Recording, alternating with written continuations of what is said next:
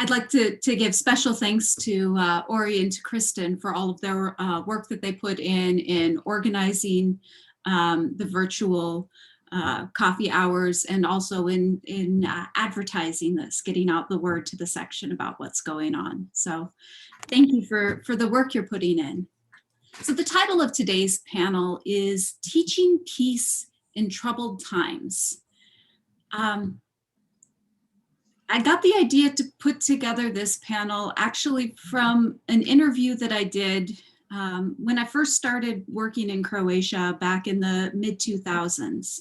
I was talking with a longtime peace activist there, a good dozen years after the war had ended. And he said something to me that's one of those things, like as a qualitative researcher, that just, you sometimes have those quotes that stick in your head from your interviews. And he said, "It's easy to be for peace when there's no war going on." And at the time, I grasped that it was important, but I didn't really fully understand it until I came to live in contentious times. Living through a turbulent environment is a very different thing than studying it from a distance. And we're not living in peaceful times. We're seeing escalating challenges all around us for teaching peace. We're living through major crises, from the environment to the current pandemic. We're seeing high levels of polarization, not just in the United States, but around the world. And we're living through an era where even the notion of peace itself is being politicized. Despite these challenges, I firmly believe that peace studies has tools to help us all navigate these uncertain times that we live in. So in today's panel, we have 4 speakers who all teach courses related to peace. We teach at a variety of schools, ranging from mid-sized public institutions to small liberal arts colleges, which include both public and private schools, secular and religious schools. But we all are facing challenges in our teaching these days. In fact, I have never put together a panel that came together as quickly as this one did, where everybody was like, yes, we need this conversation and we need it now. So we're going to be keeping this really informal, just taking 8 to 10 minutes each as panelists to talk a little bit about our teaching these days related to peace. And we will then open it up for a broader discussion. So I'd like to introduce our first panelist, Selena Gallo-Cruz, who is a recently tenured associate professor at College of the Holy Cross. Thank you all for being here. It's really nice to see your faces, even in Brady Bunch format. And I'm really thankful to Laura for putting this together. I did jump at the opportunity because we've had some really dynamic discussions on campus as faculty and how to address issues of climate crisis in the classroom and on campus. And so I want to share some of my strategies, but I also really want to learn from my colleagues and from all of you. So the first thing I'm going to start out with, I'm going to tell you I teach at College of the Holy Cross.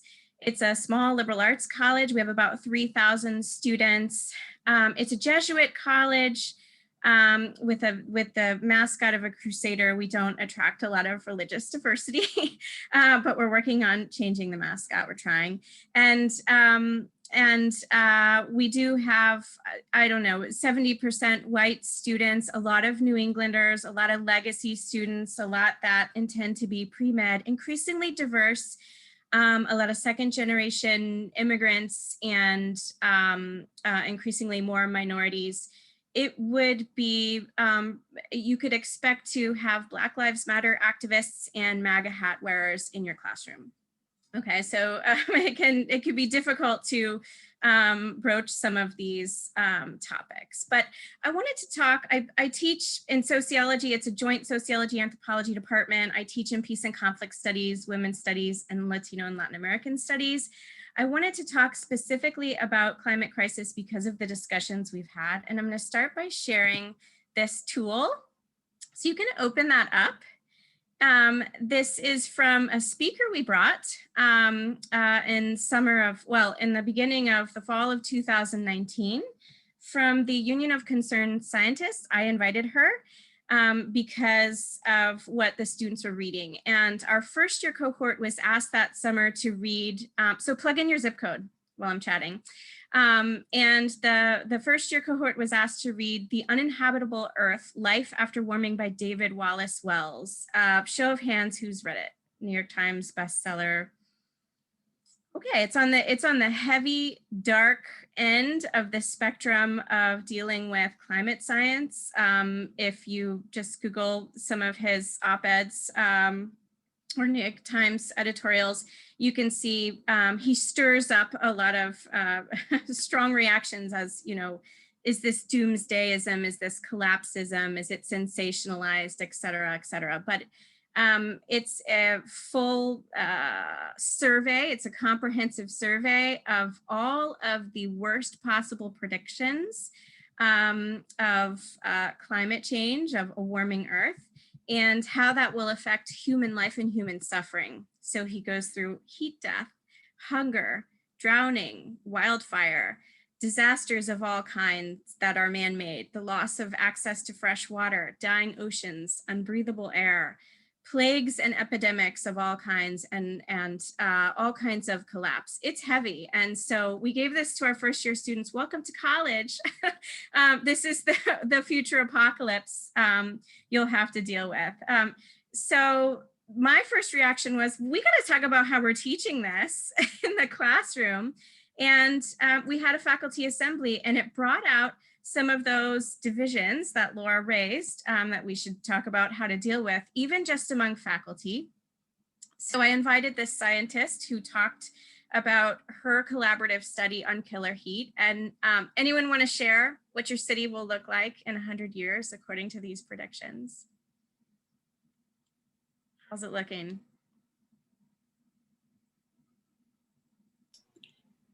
Upper Midwest isn't too bad. You know, we've got about a month of above 100-degree weather. Okay. Versus 4 days before. You're in Texas. What does it say for you?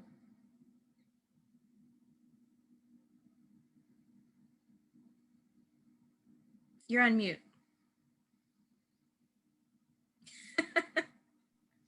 Yeah, not fun. Okay.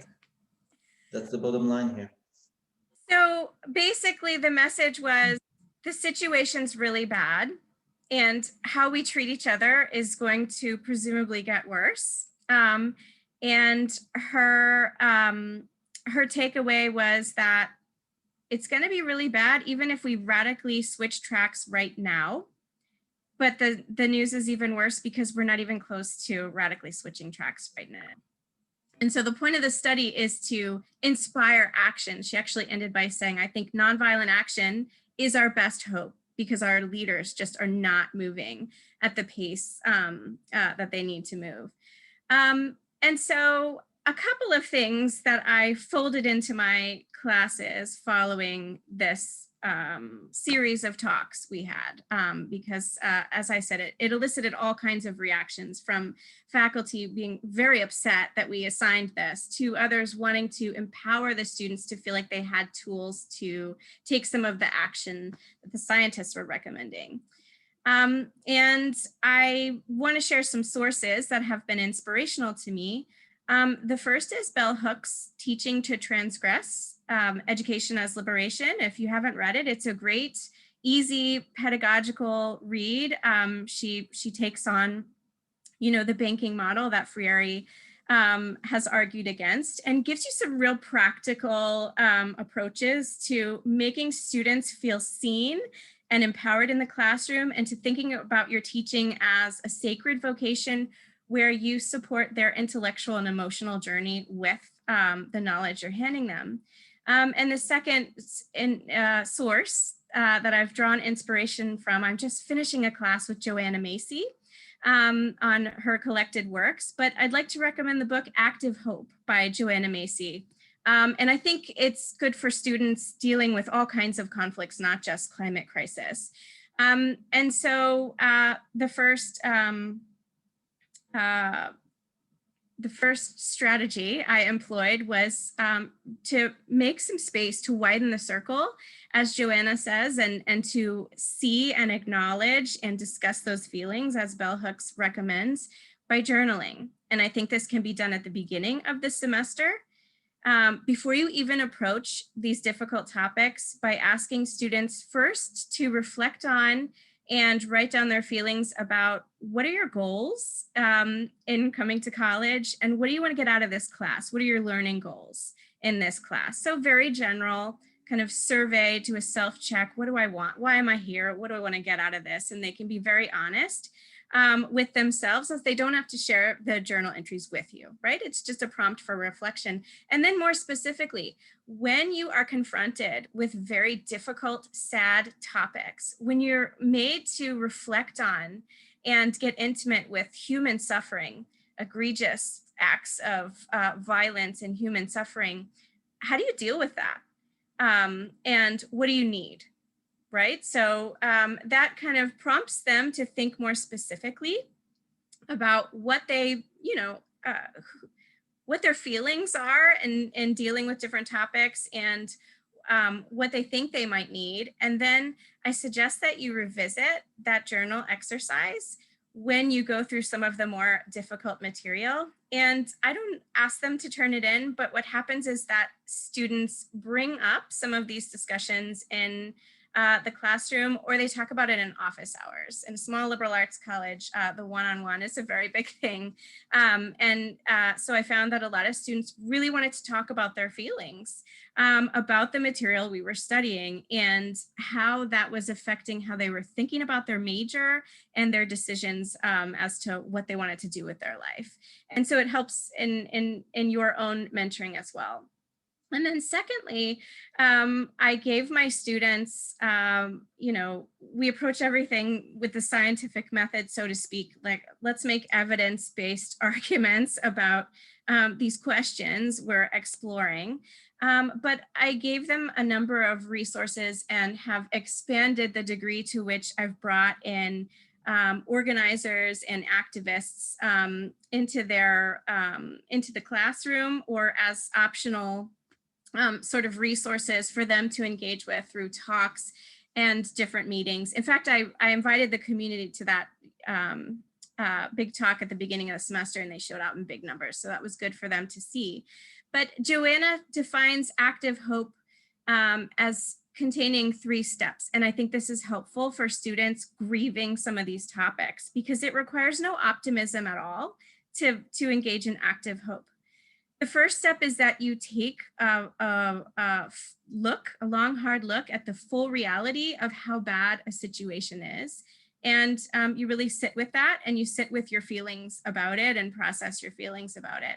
Second, you envision, okay, if I could have my peacemakers or strategists magic wand, how would I transform this situation? And then third, you start talking strategically about the practical steps that are needed to get there, even on a very micro, realistic, individual level, and then figure out how you can plug yourself in as one person or as part of a small community into being part of that solution. So I'm eager to hear from all of you, and I'm now going to pass it to my colleague, Michelle Gawerc. Hi, everyone. It's great to see you all. I am going to share my screen to kind of keep me focused for mine. Let's see if I succeed with this. Perfect. You can all see it? Okay, so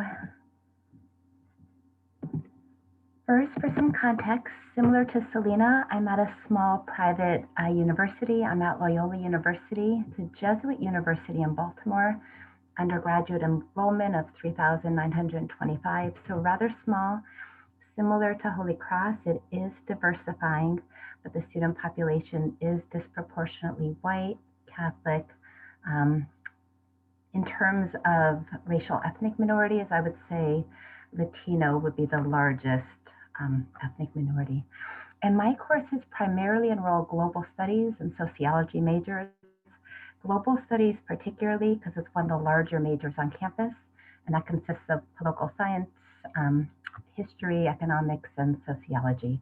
And global studies particularly has numerous ROTC candidates in the program, many of whom sign up to take the classes that have the word conflict in it.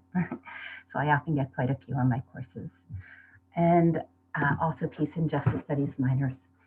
So in terms of the courses I focus on those who are very much squarely in the peace and conflict studies realm, my social conflict class, my Israel-Palestine class, and then conflict transformation and reconciliation in deeply divided societies. You know, I debated putting the social movements class here, and I know we have Jeff with us. I actually used Jeff's book, The Social Movement Reader, which is phenomenal. It always works well in my classes. But since it's often kind of marginal to the peace and conflict studies literature, unless you're focused squarely on nonviolent social movements, which my course isn't, I won't talk about it today. So in terms of the challenges, Selena very much talked about teaching in the midst of despair with despairing topics, which is something that comes up in my classes as well. Another thing that comes up in my classes, or something I've been thinking a lot about, is teaching during the pandemic, even in person. What does that mean? So much of what I do is small group work, large group discussion, simulations, and trying to figure out how to even do that in an in-person reality with masks if social distance has to be followed. But with my desire to believe that the fall is going to be normal, I'll leave that aside. And then my focus will be teaching in a politicized environment. Similar to Selena, again, my courses often involve a combination of folks who identify or are active with Black Lives Matter, all the way to members of the Republican student group on campus, and just being alert to that. Of all the classes I teach, the most challenging has been my social conflict class. And this is a survey class. It covers a wide range of subjects: rebellion, conflict resolution, socialization towards war, war and peace, which is when it starts to get more political, genocide, terrorism, again, gets quite political, and then the possibilities for peace after violent conflict. And the learning aims in this class are for the students to recognize the ways in which inequality and injustice relate to social conflict, and to understand the conditions under which social conflicts tend to become violent and how they can be resolved non-violently. I have found that there are steps that can be taken to try to address the politicized environment, and I have definitely started to take these steps. But I've also come to realize with time that we also just have to recognize that some of our courses are inviting students to challenge what they have taken as a given. And almost inevitably, that's going to prompt discomfort and even pushback. In my particular class of social conflict, this class really challenges the notion that war is inevitable. It challenges the common idea that social conflict is about bad actors, not inequality and injustice, and that terrorism is rooted in Islam. That's a big one for many of my students, at least. So some of the steps that I have taken that have helped, or steps that I've debated but haven't yet done, first, making clear to students on the first day, but also every day, that I'm touching on a very political topic, something that's highly politicized, helping students to recognize that this course is going to challenge what people have been socialized to believe. For example, they look at Margaret Mead, war is an invention. They look at, I think it's Douglas Fry, Life Without War, the Seville Statement on Violence, that often prompts quite a bit of pushback from students who have grown up believing that war is inevitable. I also prepare them in advance that the class is going to present them with data that they don't want to see or hear, I don't know if everybody here has seen the Brown University's Cost of War project, but it's phenomenal. They have a wealth of resources on how many people have been killed in war, the financial costs, the social costs, but some of that data has been very uncomfortable for students, which I'm glad. It's just figuring out how to deal with the pushback. And then also giving them that heads up that part of what the class is going to do is present them with perspectives that are uncomfortable. One example being Iqbal Ahmed's article, Terrorism, Theirs and Ours. And my department recently came up with a racial justice commitment, which includes ensuring that there's a range of marginalized voices. And in my course, in this particular course, it includes ensuring there's voices from countries and regions devastated from US wars and interventions. And again, it prompts discomfort, particularly from some of the students who have made the choice to join ROTC and have dedicated their life now to military. This kind of pushes them back from what they want to believe is the US role around the world.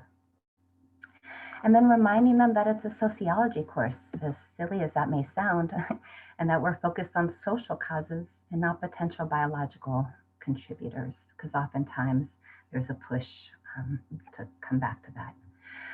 At the same time, I've been increasingly careful not to present anything as settled law, but rather sociological or social science research findings that we have to wrestle with. That's very much in line with social science, recognizing that this is an ongoing process.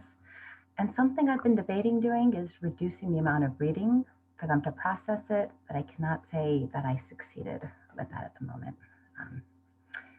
Other steps that have helped, more active learning methods. I found that simulations are powerful because they enable them to develop an aha moment themselves. Small group activities that have them engage closely with the readings or key concepts. For example, what are our national interests? And have them wrestle with that. I've long been a believer of collaborative methods, but the small group format especially seems particularly helpful in these polarizing times because the students themselves are centered rather than us faculty, and it provides them with a space to discuss these more controversial issues amongst themselves. And I've also found that particularly on the most controversial topics, such as terrorism, ensuring that I'm using research-based articles becomes particularly important. I think in much of the peace and conflict studies realm, and it's definitely true in one of the books I use in the class, Approaches to Peace, there's a lot of classic articles that are empirical, but they're not so explicit in terms of the methods. And those often get much more pushback. So ensuring that for the most controversial topics, I'm also using those research-based articles with clear discussion of the methods. And then just a final note, interestingly, given that I teach a course on Israel-Palestine, that class is less controversial, right? And there could be a variety of reasons for it. Part of it could be the dual narrative approach. I use, as one of my main books, a book called Side by Side that was written jointly by Palestinian and Israeli history school teachers. And so it's very much grounded in this dual narrative approach, grounded in the Thomas theorem in many ways. If men define situations as real, they're real in their consequences. I'm also explicit with them, though, that there's a framing trade-off. By framing the class that way, in many ways, cultural issues become centered over structural issues and discussion of power, which is something that I'm constantly struggling with in that class.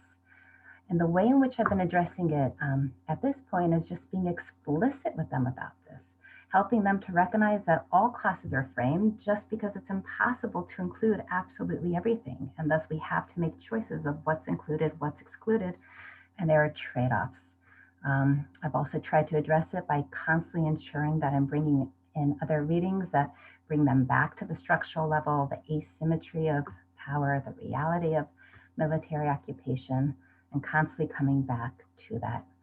One perk of this approach, I still struggle with some of the trade-offs, but one perk has been, I think the class really has strengthened their understanding of frames and how they're built by including certain things, but just as crucially, by excluding other things. And I think for sociology, this is one of the most critical concepts today, in my eyes, in this politicized era, because it helps them to be more critical consumers of stories, critical consumers of media, you name it. And then the last class is conflict transformation and reconciliation in deeply divided societies. That also has been much less controversial, centers mostly around South Africa, Northern Ireland, Rwanda, and Israel-Palestine. Although in the book I'm using, Guatemala and Australia with its indigenous population are also central. I'm assuming it's less controversial, at least up until now, because it's not based in the US. But we will see, because in the fall, I'm gonna use a US case study that really brings that lens back to racial justice issues in the US. So I'm excited to do that. I found a book that I think is gonna make that a little bit easier. It's Vanya Davis, the sister of Angela Davis, and it's the little book of race and restorative justice. So I'm excited to give that a try. So that's all for me. Thank you. And I'm going to pass us on to Laura Heideman. And I will stop sharing the screen. Hey, everyone. So I'm a little bit different than Selena and Michelle in my teaching environment. I teach at Northern Illinois University, which is a mid-sized public university on the outskirts of Chicago. We've got about 12,000 undergraduate students. And actually during the pandemic, we tipped to majority minority. So now less than half of our students are white. We have about, I think, 20% Black and 22% Latino are the largest two minority populations. And our students are overwhelmingly from working class backgrounds. Over half of our students are eligible for Pell funds. You know, we have over half of our students are first generation college students. Very few international students. The majority of our students come from Northern Illinois. That said, tremendous variation in their experiences, whether they're coming from some of the small farming communities to some of the Chicago suburbs, to Chicago or Rockford, the two larger cities in the area. So I teach several classes that touch on peace, but the one I'm going to focus on today is a course I've taught on a regular basis here called Peace and Social Justice. This is a course that amazingly was on the books before I started in the sociology department here, so I didn't even have to go through the process of proposing it myself. It's a much larger class, as you would expect at a public university. It's capped at 42 students. So it's a larger class size to manage, and it's taught in the sociology department. It's a sort of fascinating class to teach because of the undergraduate population that it pulls in. A little over half of the class signs up for the course because it is offered as part of our criminology certificate. Again, a artifact of departmental decisions that predate my time at NIU. But then a little less than half the class is signing up for it explicitly because of the social justice in the title. So as you might imagine, this leads to some interesting classroom dynamics. So two things to note here. The first is, in the 4 times I have taught this class, no student has ever signed up because of the word peace in the title. Peace has a branding problem. Coming into my class, my students overwhelmingly understand peace as pacification.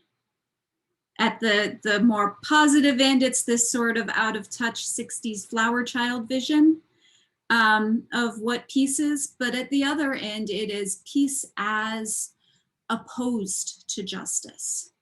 Peace is about maintaining a status quo in the face of a real need for social change. So This class is always a little bit of an uphill battle in that sense, sort of pushing back against cultural knowledge of peace that has been dispersed through other means that my students then have to unlearn. The second thing to note with the course composition is this is a bifurcated class. Right, polarized, particularly around issues of justice. A large percentage of my students plan to go on to have careers in law enforcement. And they come from law enforcement families. And so many of the issues we talk about are personal to them. On the other hand, every single semester I have taught this class, I have had somebody in the class who has been affected by a police shooting. Someone they know, even family members who were involved, sometimes on the shooting end and sometimes on the end of being injured or killed by the police.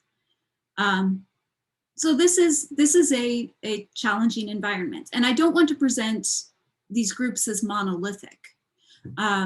You know, within the students who are going on to careers in law enforcement, they actually vary considerably in terms of their openness towards issues of social justice.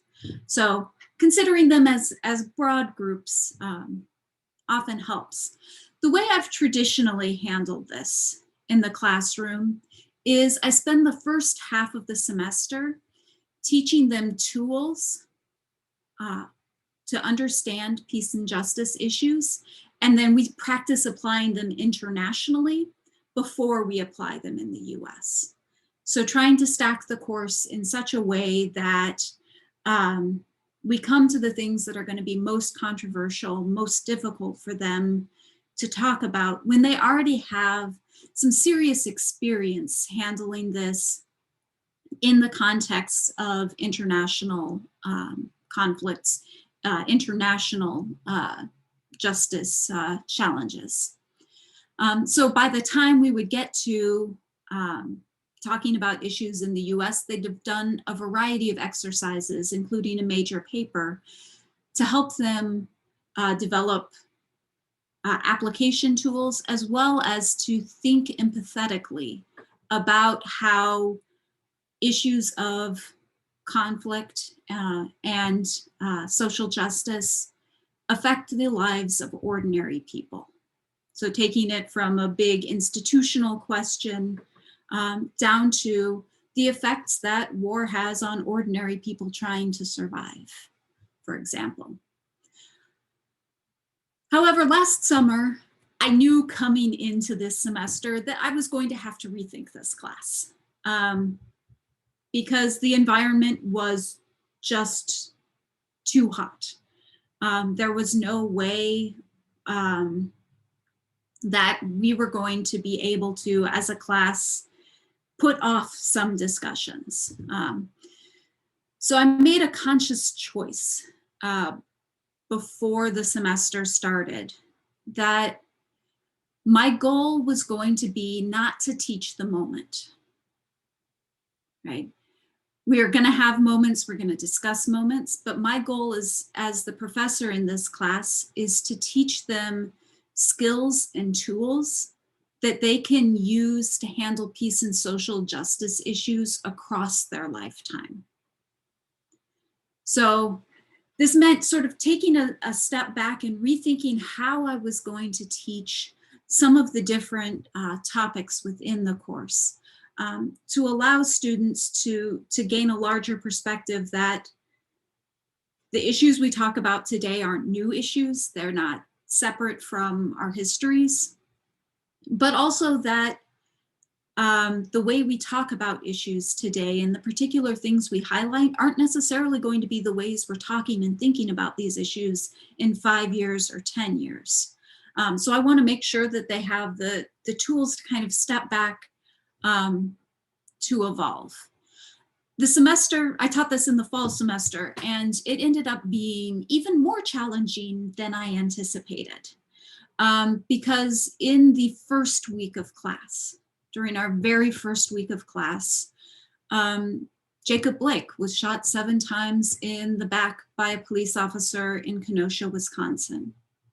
And I know the Jacob Blake shooting got some national press, and there was some attention paid to it. At a local level, this hit a lot deeper.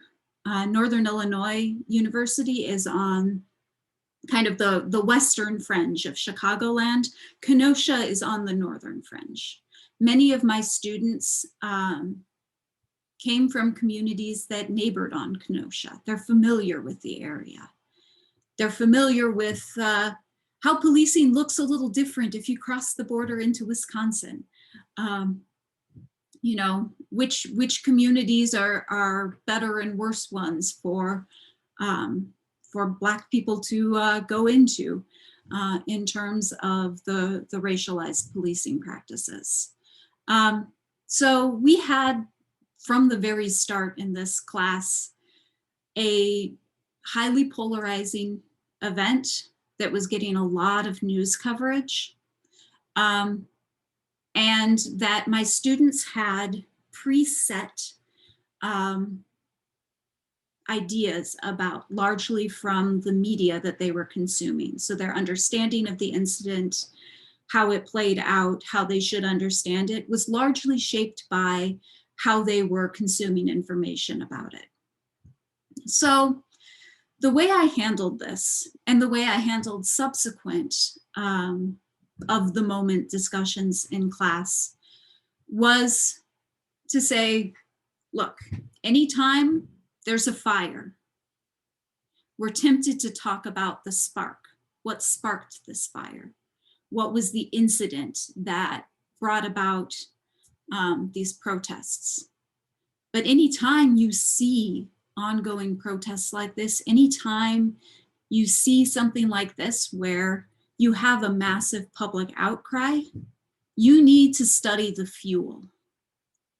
What is it that is fueling the protests? It's not ever just one event.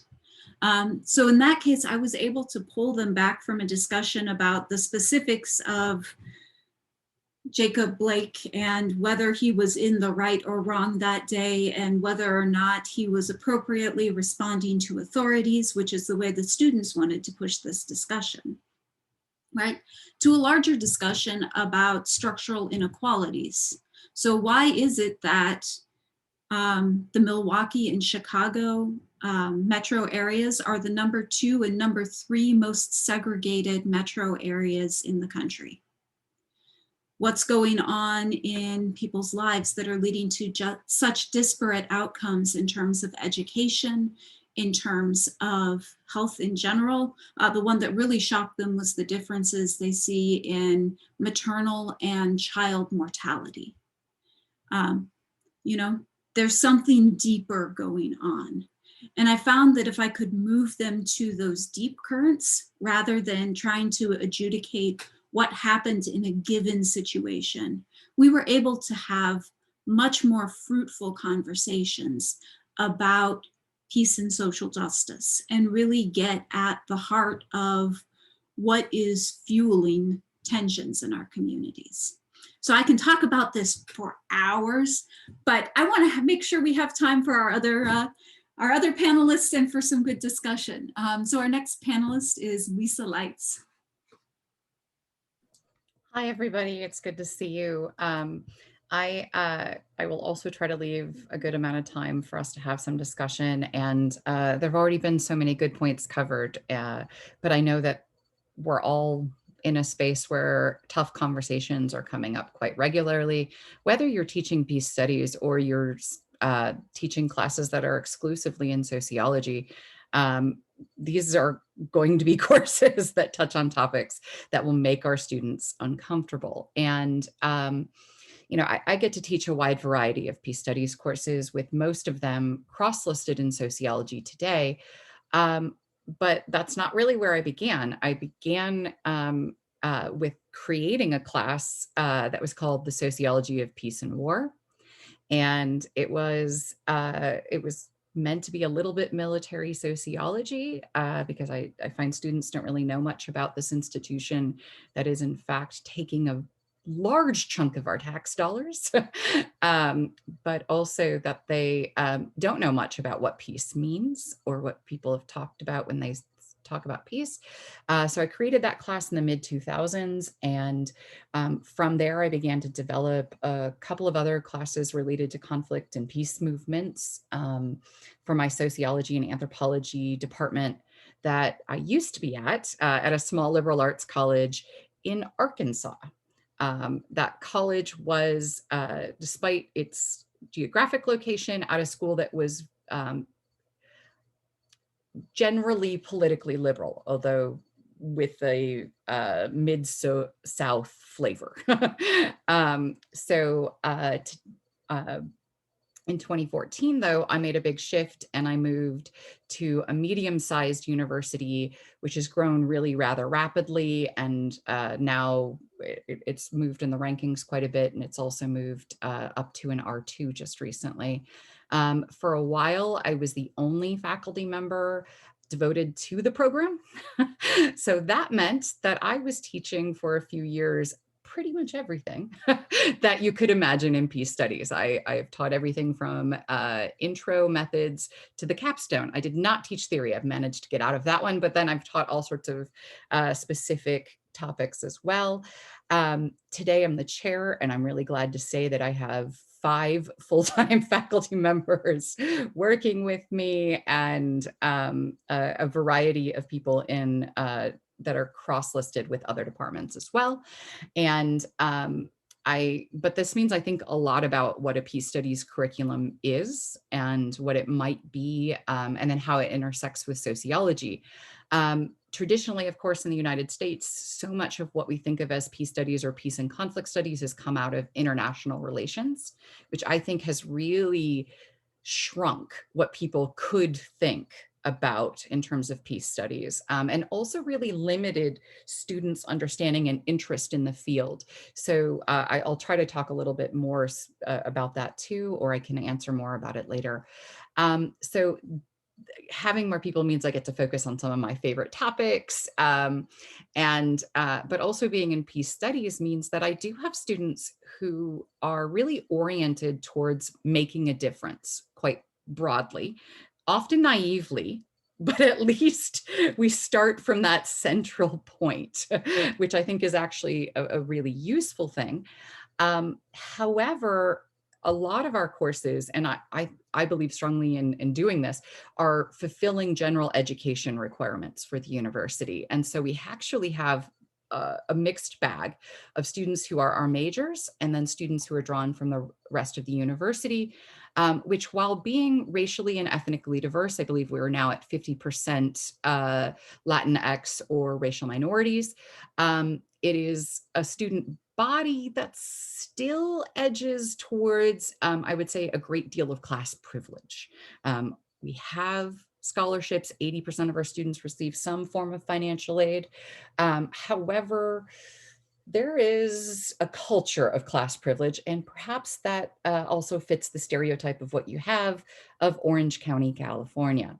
Orange County, California, however, is not all of the stereotypes, but there are elements of this certainly within my own university. The history of peace studies at Chapman University is quite long, which is really a wonderful thing to be at a place where they have that kind of history. I would imagine it's similar to being at a Jesuit institution or a place with one of the wonderful Kroc Institutes. But at the same time, our recent past is really more complex on these issues. And I think that's true of a number of universities. And if we dig a little deeper, sometimes past the stories people like to tell about our institutions. I love getting to teach peace studies, I will say. Some days, though, I do miss being back almost exclusively in sociology. It's a little exhausting to somehow think about how literature and psychology and political science actually have to matter. But I will say I also kind of enjoy that sometimes. It fits my curious nature, I guess. But I'll be happy to talk about the differences between social and peace studies if anybody wants to. I personally am really devoted to public scholarship and engaging students in that process as well, because I also believe it helps them when they're thinking about the job market. In addition, all of my classes do something involving engaged learning. It's just who I am and it's what I do. I'm also fortunate to still teach courses that are of a size where I can do these things. So some of my favorite classes, and I'm not going to go in depth into any of them, but I will give you kind of an overview and we can talk about any of these things in depth if anybody wants. One of them is nonviolent social change. I come out of the social movement tradition, so that was a shift to really think exclusively more about this. This was a course that existed before I arrived. Now I love it. I've created a community engaged activist project that the students are required to do. And the goal is not to make the change that the student wants to do, but to learn about what the community is intending to do, what the organizations that already exist are, and to help or work with them based on what they need and or want. That is a huge challenge. And if I can just get them through that process, even sometimes just getting a nonprofit or an activist organization to call them back is sometimes a huge challenge, because I make them do the work of contacting them. These are not organizations that we have deep partnerships with. That is a different thing. And it's a thing I like, but it is different from this class. It's meant to help them think about how to engage when they land in a new place or when they want to start to get involved in a topic. Because students who often are very engaged on these issues think they already know what everybody should do and should want. And I'm trying to slowly beat that out of them in a project that is mostly very frustrating for them. Another class that I teach is a really fun travel course in partnership with the University for Peace. It focuses on peace communication, and it pulls from both peace studies and from our huge communication studies program, which also has a strategic and corporate communication component.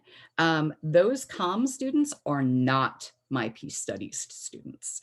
And so it's really important for this class in many ways, because these two students kind of clash, but they also get to interact, and it becomes a really great space. And in going to Costa Rica, the intention is to examine work that's already amazing and already happening, not to bring peace or do anything in the realm of a mission style or service-oriented trip. They might do work that the organizations that they get to meet with want them to do, but they are never directing or deciding on anything. A component of that class is a blog, which I've started to have our students use, which is also useful for the organizations to get information out in English.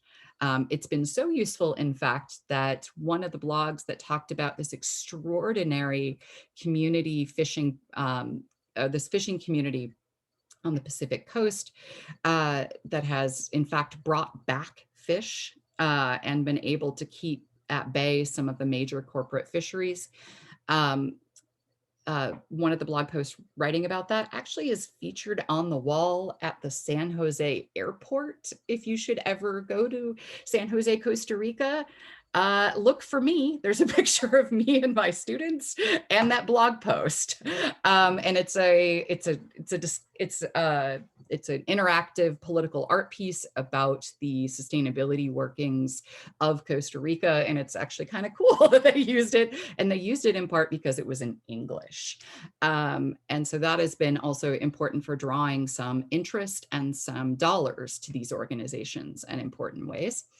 Another thing that I've gotten to do that I absolutely have adored is teaching courses on the media, getting students involved in rather simple, but also, I'm a hard ass, sorry. But I make them do real research projects using content analysis, some fairly basic quantitative aspects to it. I don't make them do, very advanced statistics, but I do make them collect a good amount of data in order to examine topics that they would like to do. I started doing this in my original home and love on gender and sexuality. I now do it on war and terrorism, which again, I developed that at my small liberal arts, but the students really love getting to see, which terrorist acts actually get covered, who gets called a terrorist, should we even be using this word terrorist? It's an amazing class. And having students engaged in some way, I have found is sometimes frustrating for them. Like I said, sometimes they are not always in love with me, especially while the class is happening. I have tenure now, so I don't care, but I do love that a year or two from when they've been in my classes, I almost always hear from them saying, this was the most important thing I did. I really learned how to do research. You kicked my butt. It was the hardest thing I did. And now I get to apply to grad school with an actual research project. Or if they're wanting to work with nonprofits, now they know how to start finding them and also how to think about it and how not to come in and think, they with their BA somehow knows more than the community that they're serving. It's been a real pleasure to get to do these types of classes. I try to involve some element of these different types of things in almost all of my classes. That engaged component I have found is also important because students almost have to learn the lessons themselves. They have to make the mistakes themselves. They have to they can't just be told the data says X, the community doesn't want you to come in and tell them what to do. That's a great, wonderful philosophical conversation, but they still find themselves doing it when they get there. So I've really just loved getting them out. And I think it has served them well also in the job market, as well as the grad school market and occasionally. The major challenges, and I should really stop talking soon, that I think my classes help to speak with. One of them is that I don't think that the lessons of peace studies or of sociology should be kept to just our students, to our majors and minors. I think it's absolutely critical for students to understand how social science methodology works. It's so that they can actually be science literate. And to understand that there is science on a variety of topics that so many people say that it's just a moral question.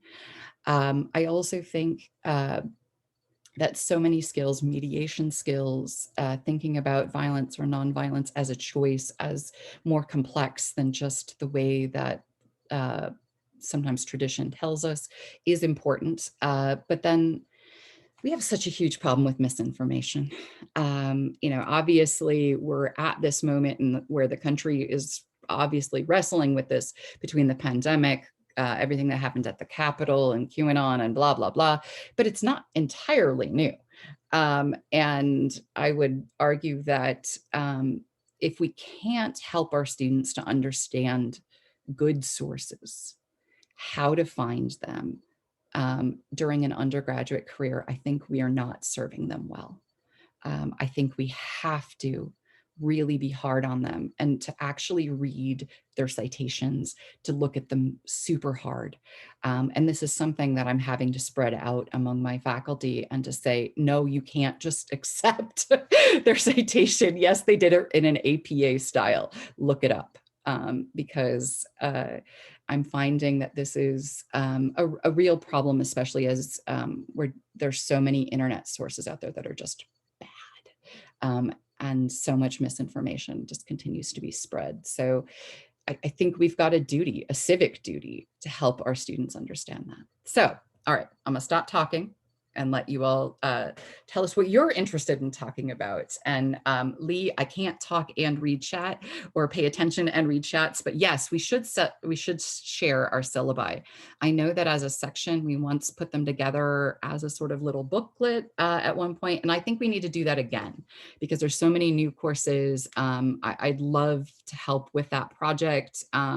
Ori, if you want to task me, it can be part of my summer/sabbatical work. But I think this could be a really, really useful thing to help spread it out. We need more universities teaching peace and conflict and with a sociological lens.